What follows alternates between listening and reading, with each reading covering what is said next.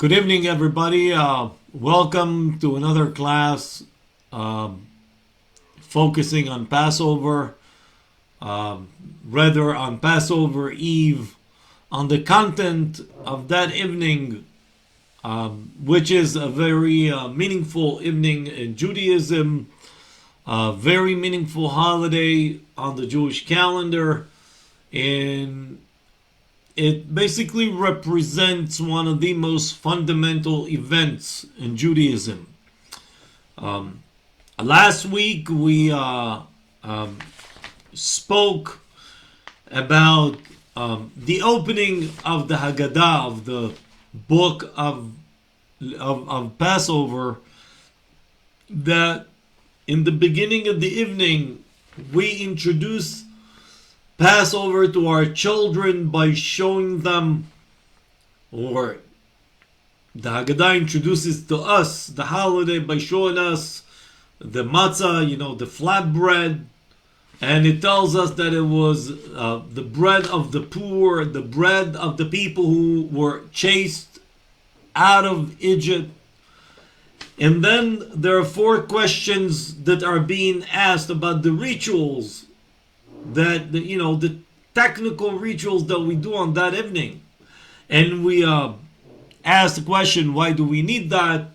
And the answer was that if we want to make people curious, you can do that quite easily if you show them things that are not from like the ordinary, and that will immediately generate some curiosity. And now the Haggadah, now the book continues, and what we are going to read now are basically the answers to that first question. Why are we doing that? Why is this night so different? Why are we doing this act and that act? And from that point on, it's the answers. What we should address, though, is a very fundamental question. And I said that Passover is a fundamental holiday in Judaism. And the question is why? Well,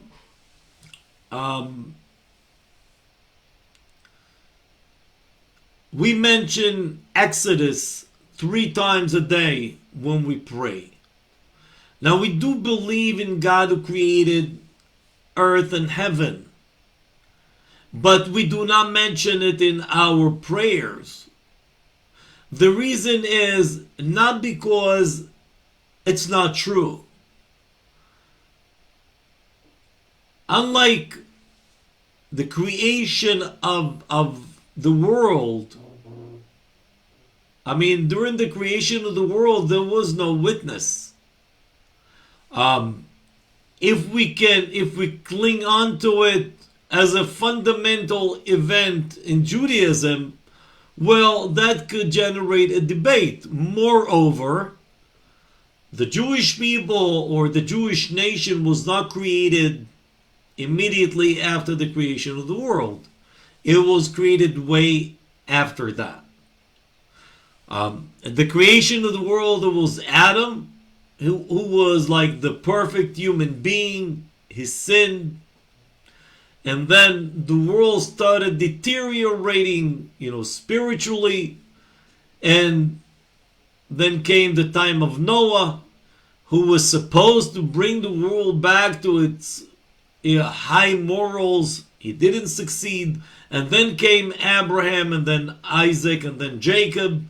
And then came the exile in Egypt. And then the Jewish people were saved by God from Egypt in order to receive the Torah and fulfill their destiny. Exodus, slavery in Egypt was well documented. The Talmud says that no slave has ever escaped from Egypt. They had like the most sophisticated, thorough, precise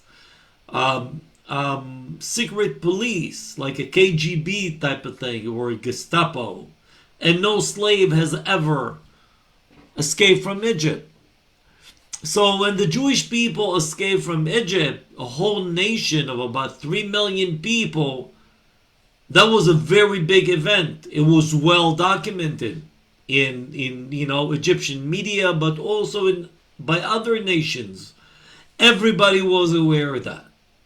It was an event where millions of people witnessed the greatness of God and how he fulfills his promise to Abraham, Isaac, and Jacob, and how he redeems physically the Jewish people from that huge concentration camp of Egypt.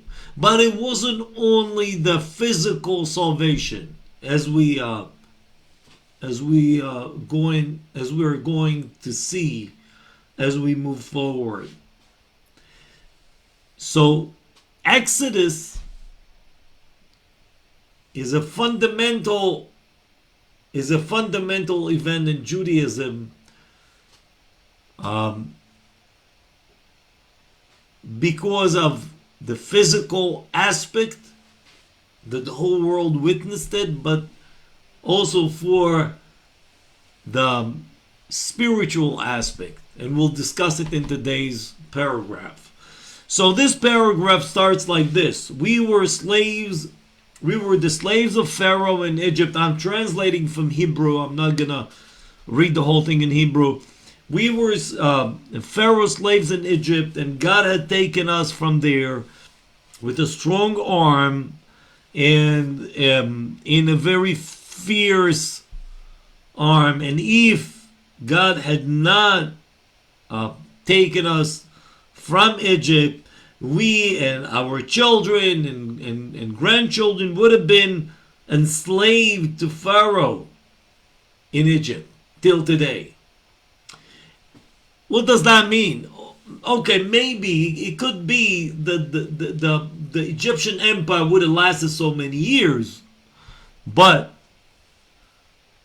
what this paragraph wants to say, that it was very easy to get drawn to the mentality of Pharaoh, of Egypt.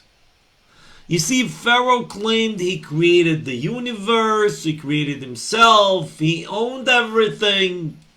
Now, if somebody said it, a guy that is poor and nobody appreciates, well, nobody would have paid attention to him.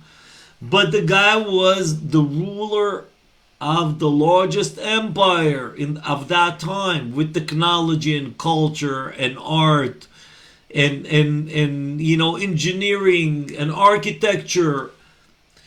And it was very convincing, especially in those days where most of the tribes all around were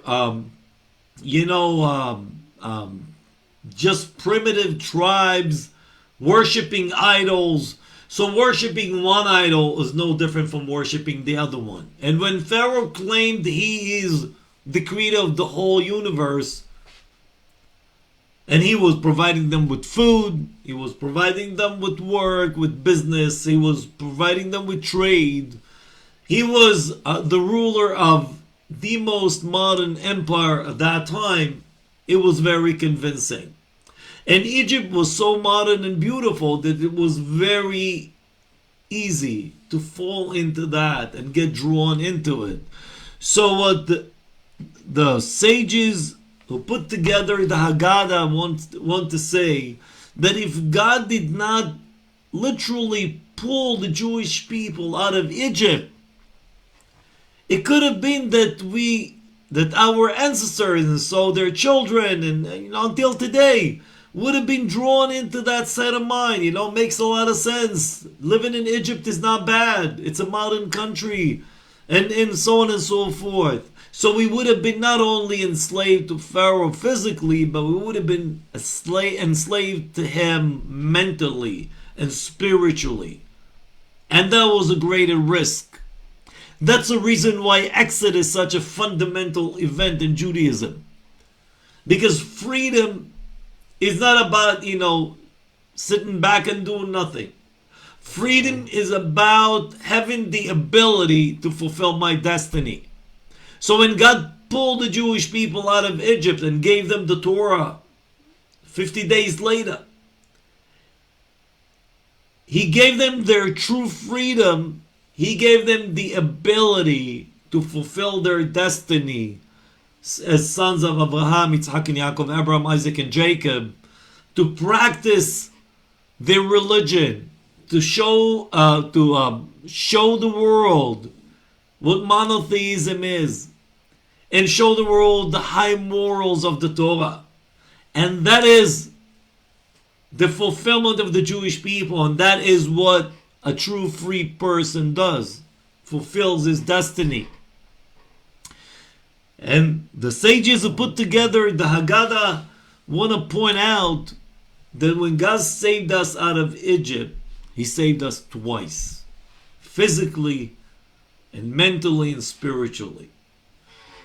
And they say, and even if we are all very smart, highly educated, all wise, everybody knows the Torah very well, it is a great commandment and a great commitment to be telling the story of Exodus. And anybody who keeps who tells the story of Exodus in a lengthy way, this is the most praised way of celebrating the holiday. So we know that the destiny, we just said it, of the Jewish people was to leave Egypt and get the Torah. So once they have the Torah, if somebody is such a great rabbi, such a great master of this knowledge, so isn't it better, instead of just telling children stories about Exodus, that person will, even in that night, will study more Torah? Isn't it the better way of fulfilling his destiny? Well, the sages who composed the Haggadah say no. They say even if we're so smart and wise and knowledgeable and we know the Torah well, today we're not about studying the Torah. Today we're not about learning all the restrictions and the dictations and the commandments. Today we're about telling the story of Exodus in the most lengthy way possible. And if one does it, that's the best. And the reason is because that if there was no Exodus, we would have never gotten to receiving the Torah. But there is something even more profound, or a more profound understanding of that. That Exodus, in order to make our children committed to Judaism, to be part of it, telling them now all kinds of knowledge or Torah learning, that's not gonna get them intrigued. But if we want to get them intrigued, as we said last class, is by telling them the actual events, telling them the story, sharing with them the experience, making sure that as we tell them the story, we literally relive it. And when you relive something, the people around you feels this is for real. And our role and our job on Passover night is to make Exodus live again. So one could be the greatest rabbi in the world, still when it comes to Passover night, all he has to do is focus on transferring that excitement and knowledge and the line of events to the people around him, to his children, to the people who celebrate the holiday with him. This year that we're going to have small Seder, we have the responsibility, each and every one of us, to pass it on to our children, the people that will be with us at our holiday table. So, the next paragraph tells us a story that there was an event that included 5 rabbis. They were the greatest rabbis of their time, and they were celebrating the holiday of Passover together. And the names were Rabbi Eliezer, Rabbi Yoshua, Rabbi Elazar ben Azariah, Rabbi Akiva, and Rabbi Tarfon. They traditionally, they are considered to be those who composed the Hagada, the book of Passover, or at least most of it. They lived during the times after the destruction of the Second Temple. They were the greatest scholars that survived, the tragedy of the destruction and the war with the Romans. Some of them were killed later on by the Romans, but in any way, and their life mission was to make sure the Torah learning and the knowledge and mastering of the religion will continue through the generations. So now they're telling us that on that Passover Eve, they were sitting at one of their Rabbi Akiva's house, and they were telling the story of Exodus all night long. And the immediate question is this the most important thing? You didn't have little kids with you. It was like 5 great rabbis. Shouldn't you be focusing on preparing for the long exile? Maybe composing all kinds of compositions that the people will take with them. We have to understand that during the destruction of the temple, the Romans killed millions of people, and then hundreds of thousands of people were sent to the slave markets of Europe. The whole Jewish nation was devastated. So we understand the Passover is important, but those 5 rabbis should have been doing probably something that is maybe more important.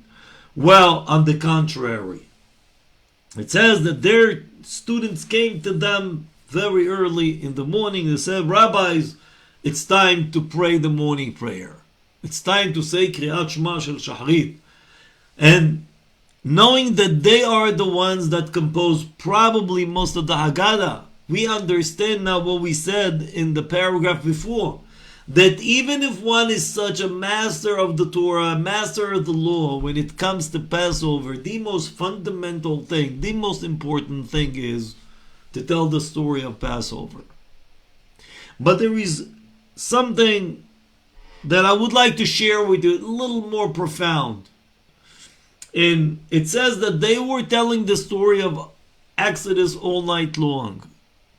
Well, in that sense, the word night represents a time of sorrow, times of darkness, the time of exile. They were just in that period right after the destruction of the temple, as we said.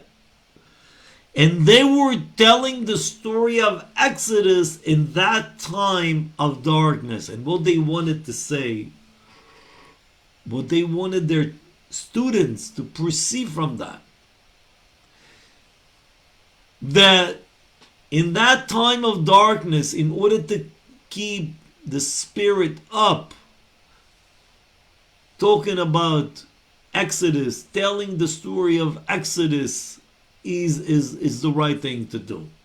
Because the story of Exodus, the inspiration that it brings to people's hearts, is what's going to make those people last the long exile.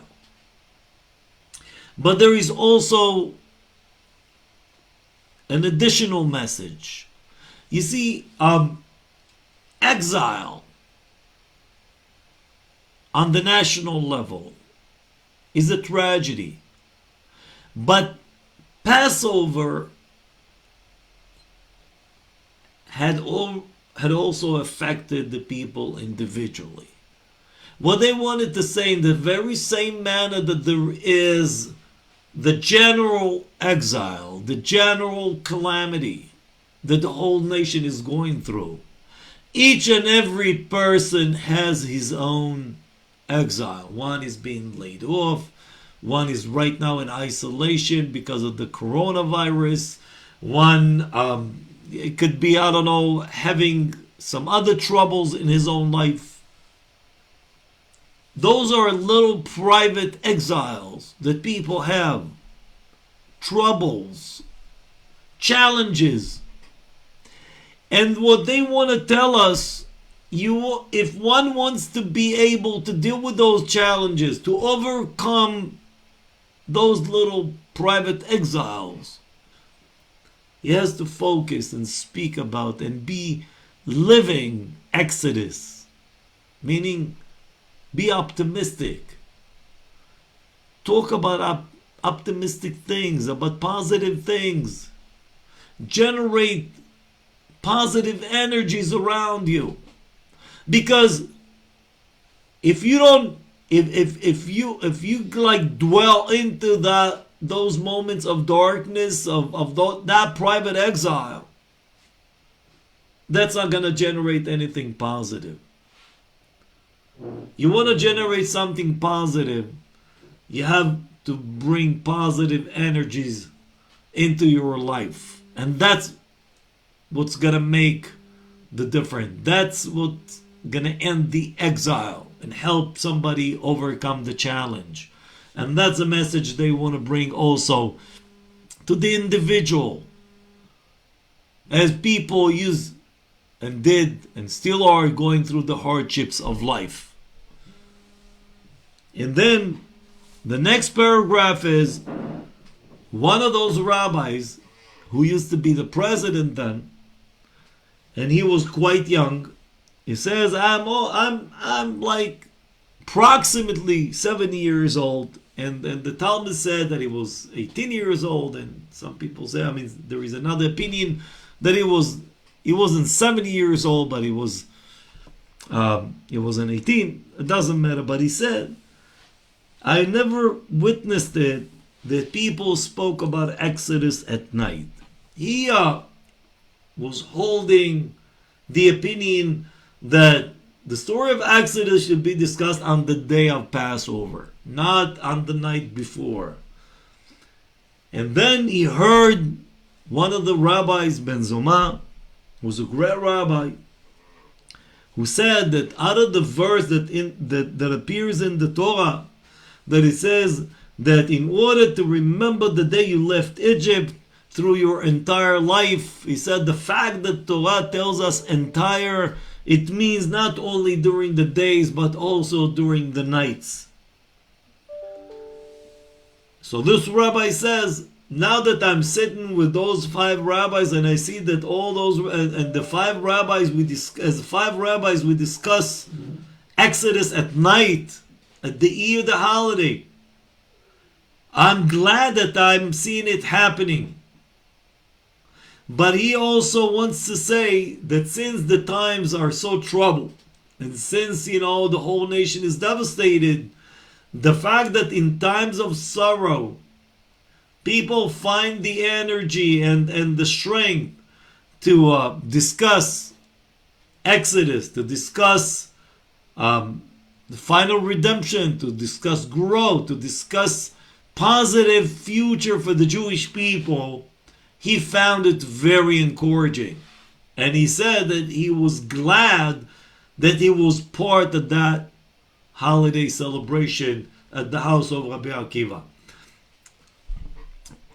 I think we'll stop here and we'll continue tomorrow Tomorrow we will be introduced to the four sons in the Jewish nation.